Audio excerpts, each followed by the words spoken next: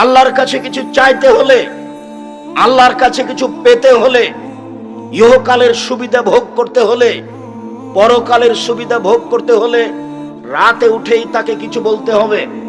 জাবের রাদিয়াল্লাহু তাআলা আনহু বলেন, রাসূল সাল্লাল্লাহু আলাইহি সাল্লাম বলেছেন, ইন্না ফিল লাইলি লাসা, নিশ্চয় রাতে একটা সময় রয়েছে, লা ইউআফিকাহা রাজুলুন মুসলিম, যে কোনো মুসলিম পুরুষ, যে কোনো মুসলিম নারী সেই সময়টাতে উঠে ফায়াসআলুল্লাহ খায়রান মিন আমরিদ দুনিয়া ওয়াল আখিরা, ইহকাল বা পরকালের কল্যাণ চাই, ইহকালের পরকালের কল্যাণ চাই, ইল্লা আতাহু ইয়াহু, তাহলে আল্লাহ তাকে দিবেনি, দিবে। ওই সময়ও চাইলে যা চাচ্ছে কল্যাণ ইহকালের পরকালের আল্লাহ তাকে দিবেন। এই কথা মুহাম্মদ সাল্লাল্লাহু আলাইহি সাল্লাম বলেন। সময়টা কখন হতে পারে একাধিক হাদিস দ্বারা বোঝা যাচ্ছে, তা হবে রাত 12টার পরে। কেননা রাত 12টা পার হলেই আকাশের সব দরজা খুলে দেওয়া হয়। ঠিক যখন দিন দুপুর পার হয়, 12টা 5-10 হয়েছে, তখন আকাশের সব দরজা খুলে দেওয়া হয়। আপনি তাড়াহুড়া করে সুন্দর করে ওযু করে 4 রাকাত সালাত আদায় করে নেবেন ঠিক 12টার সময়, 12টা 5-10-এ। এই সুন্নাতটা কিন্তু জোহরের সুন্নাত নয়। এই 4 রাকাত সালাত আদায় করে নেবেন, রাত ধরে তাহাজ্জুদ পড়ে যে নেকি হতো সে নেকি হয়ে যাবে। আর এখন যেটা চাইবেন সেটা দিয়ে দেওয়া হবে, যেটা চাইবেন সেটা দিয়ে দেওয়া হবে। কেন? এখন আকাশের সব দরজা খুলে দেওয়া হয়েছে। রাসূল সাল্লাল্লাহু আলাইহি সাল্লাম বলছেন, ইযা উযদিনা ফাতিহাত, ইযা উযদিনা লিসসালাত ফাতিহাত আবওয়াবুস সামায়ে, যখনই আজান দেওয়া হয় সালাতের জন্য তখন আকাশের সব দরজা খুলে দেওয়া হয়। লা ইউরাদ্দু দুআ বাইনাল আযান ওয়াল ইকামা, আজান ইকামাতের মাঝে দোয়া ফেরত দেওয়া হয় না, আজান ইকামাতের মাঝে দোয়া ফেরত দেওয়া হয় না, আজান ইকামাতের মাঝে দোয়া ফেরত দেওয়া হয় না। আজানের সাথে সাথে সব দরজা খুলে দেওয়া হয়েছে। ওইটা চিন্তা করবেন না আব্দুর রাজ্জাক সাহেব, আহলে হাদিসরা তো আজান দেয় 3:30টায়, আর এক ভাইয়েরা আজান দেয় 5টায়, তো দরজা খোলা হয় কখন? আপনার যখন আজান দেওয়া হয় তখন, ওই ভাইয়ের যখন আজান দেওয়া হয় তখন। আপনি আল্লাহর কাজকে নিজের মতো ভাবতে গেলেন কেন? আল্লাহর কাজকে আপনি নিজের মতো ভাবলে তো তাহলে ভুল বুঝলেন। আল্লাহ নবী বলছেন যে মালাকুল মউত মানুষের মাথার পাশে বসে তার আত্মাকে টেনে বের করে, খারাপ হলে জোর করে বের করে, আর ভালো হলে এমনি সহজেই বের হয়ে চলে আসে। তো জিবরাইল আলাইহিস সালাম প্রত্যেকটা মালাকুল মউত প্রত্যেকটা মানুষের পাশে বসে আত্মা কবজ করেন। তাহলে কত সময় লাগতে পারে? 5,000 মানুষের, 50,000 মানুষের, 50 লক্ষ মানুষের, তাহলে তো বহু সময় লাগবে।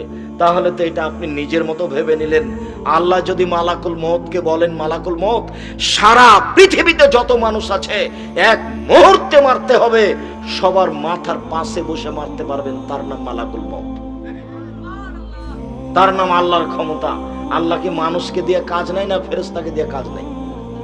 ফেরেশতা দিয়ে, ফেরেশতা খায় না, ওর পেশাব নাই, ওর পায়খানা নাই, ওর ক্লান্তি নাই, তার কর্ম আপনার মতো নয়, কোনোদিন ও আদেশ অমান্য করে না, তার নাম ফেরেশতা।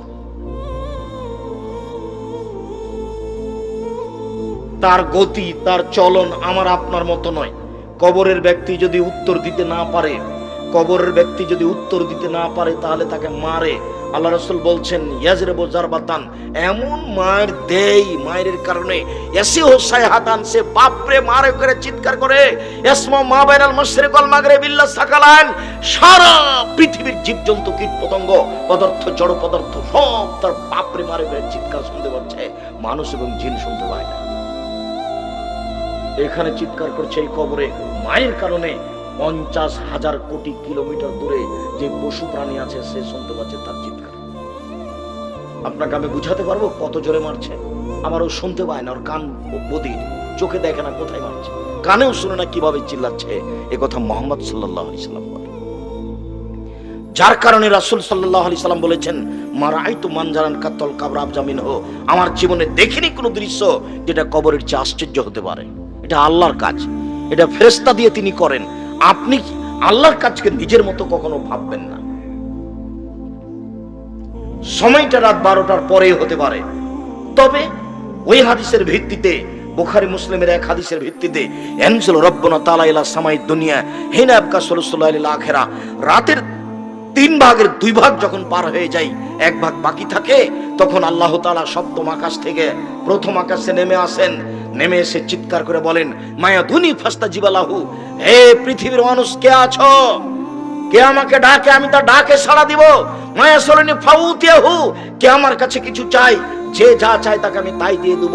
মায়াস্তাগফিরুনি ফাগফিরালাহু, কে আমার কাছে ক্ষমা ভিক্ষা চাই, আমি তাকে ক্ষমা করে দেব। তাহলে এইটা রাত 2টার পরে হতে পারে, 2:30 3টার পরে হতে পারে। তবে আয়েশা রাদিয়াল্লাহু তাআলা আনহার ওই হাদিসে বোঝা যাচ্ছে, আয়েশা রাদিয়াল্লাহু তাআলা আনহা বলেন, কানান নবী সাল্লাল্লাহু আলাইহি সাল্লাম ইসাল্লি মিন বাইনা ইয়াফরুগু মিন সালাতিল ইশা ইলাল ফাজরে 11 রাকা।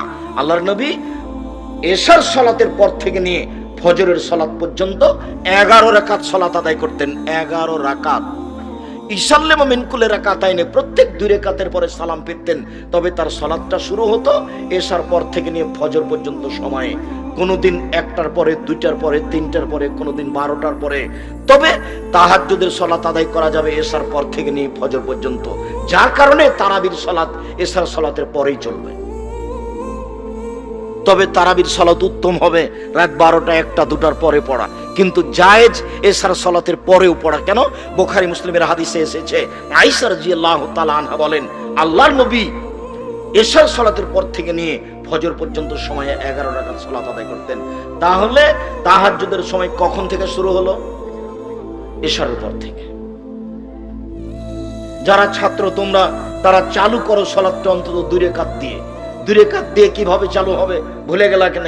একটু আগে তো বললাম যে আল্লাহর নবী বলছেন, কেউ যদি নিজে উঠে স্ত্রীকে জাগায়, সুন্দর করে ওযু করে 2 রাকাত সালাত আদায় করে, তাহলে তার নামটা কাদের তালিকায় আসবে? যারা পরেজগার মানুষ, অতীতে চলে গেছে। তাহলে আমি 2 রাকাত পড়লেও পারি।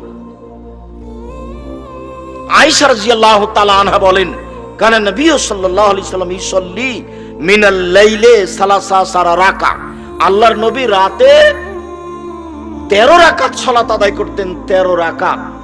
অমিন যালিকা খামসিন বিযালিকা মিনাল বিতর, আর এর 5 রাকাত থাকতো বিতরে।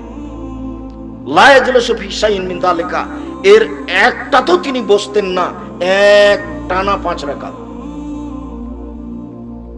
কে যেন একদিন বলছিল যে আব্দুর রাজ্জাক সাহেব বলেছেন, দেখা যাচ্ছে বক্তব্যে ফেসবুকে, যে বিতির পড়া লাগবে না। দিন রাত বিতির পড়ার কথা বলতে বলতে একদিন বলে দিলাম লাগবে না।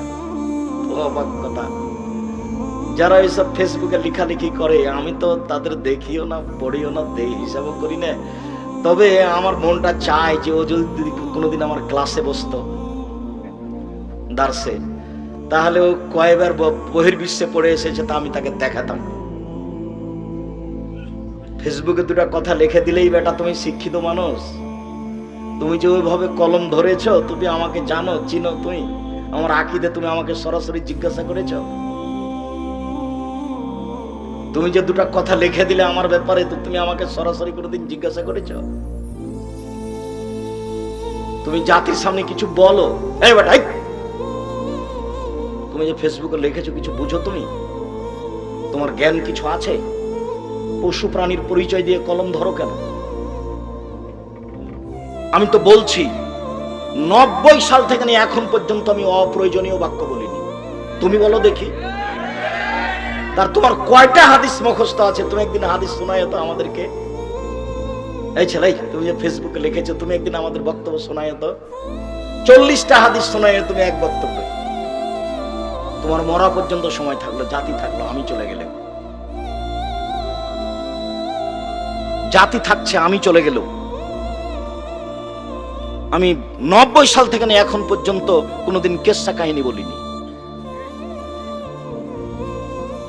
90 সাল থেকে এখন পর্যন্ত আমি কোনোদিন কারোর বিরুদ্ধে কোনো কথা বলতে যাইনি। এটা আমি দিন রাত বলছি, প্রতিদিনই বলছি একই কথা। তুমি একটু ক্ষমতা দেখাও না, বলো যে আপনার কথা ঠিক নয়, আপনি কেসা কাহিনী বলেন, বলো এ কথা। তুমি বলো যে কোরআন হাদিসের বাইরে আপনি কথা বলেন।